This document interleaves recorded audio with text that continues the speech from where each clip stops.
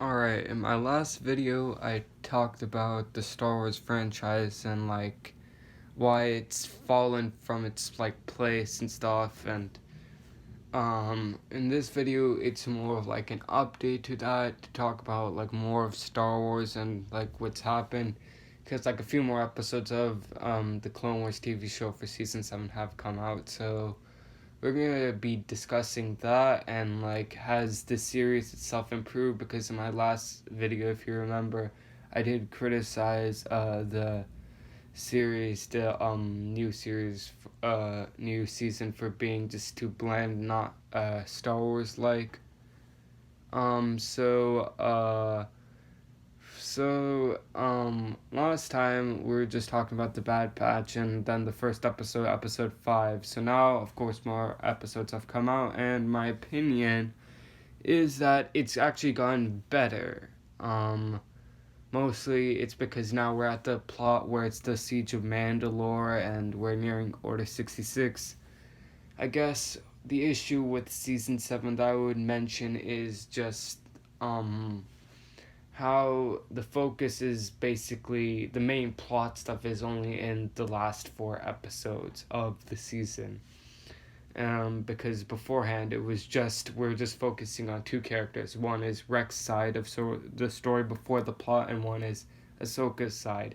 However, while they're just good looks at it, I was preferring for this entire season 7, since it was 12 episodes, to be like a entire plot line, still retain the 4 episode standard thing that always happens in each season, where there's a subplot in each 4 episodes. However, all of them are interconnected with the main plot itself, and you can feel that it is interconnected with the plot.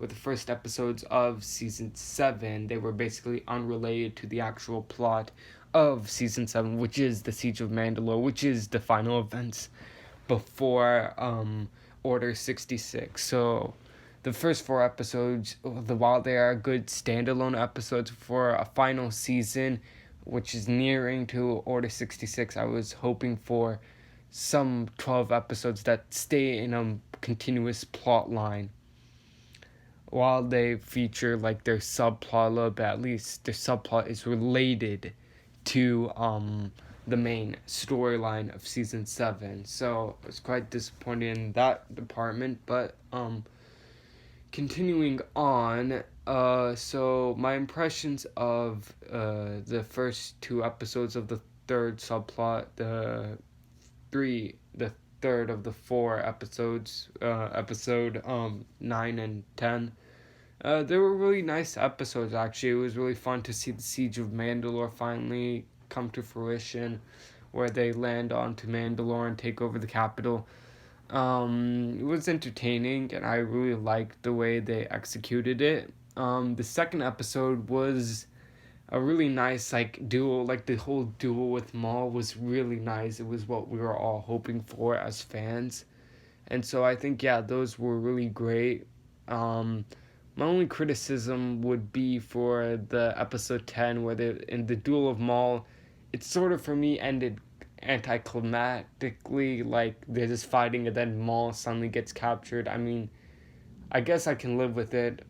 I don't know. Didn't really feel that great to me as it should have. It didn't resonate with me that well. But it still is a good ending. He gets captured, so it makes me think what's now going to happen in the next episode. Because we all know soon enough Order 66 is going to happen. We don't know when, but we know that soon enough this thing is going to happen. And they introduce a lot of good things. Maul is giving hints here and there that Sidious is there to destroy. And there's so many hints around there that Order 66 is gonna happen. Just makes you ooze with just makes you squeal with passion that this event is about to happen soon. We're about to see it, so it's kind of exciting. But on the fact that the whole Ralpha sisters thing, that Martinez sisters, sorry, that's what the names are, that subplot, I feel like those two characters are still useless as such. They give an aspect of the underworld life of Coruscant, but because they don't participate in anything else and they were just there for the 4 episodes. I was just hoping.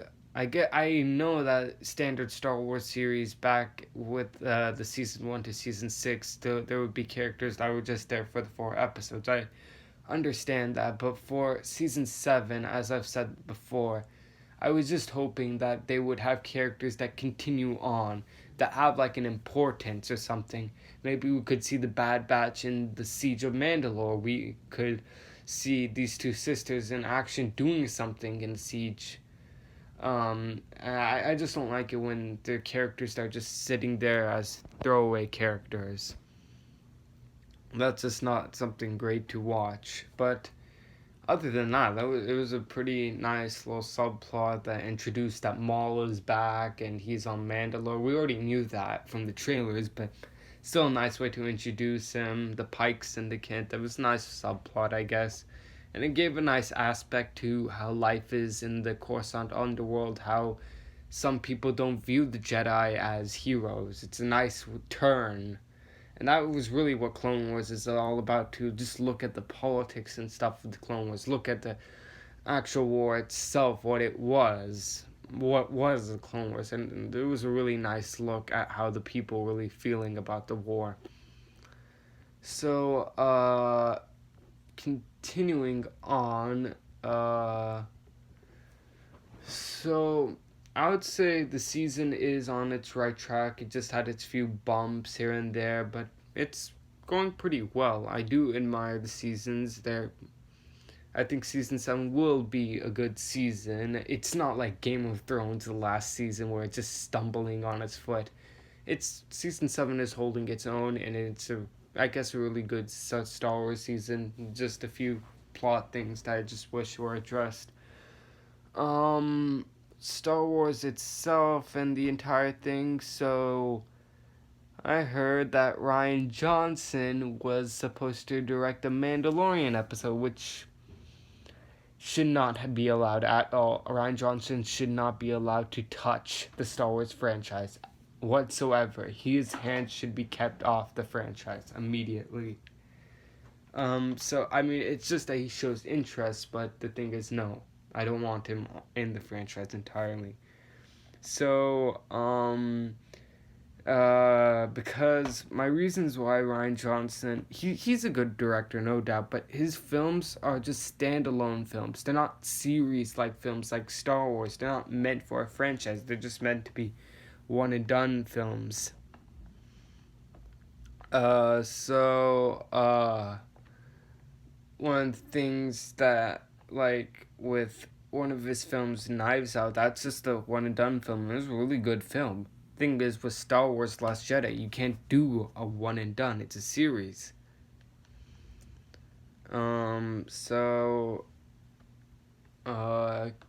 Continuing on, I'm trying to think. So, other than that, for Star Wars,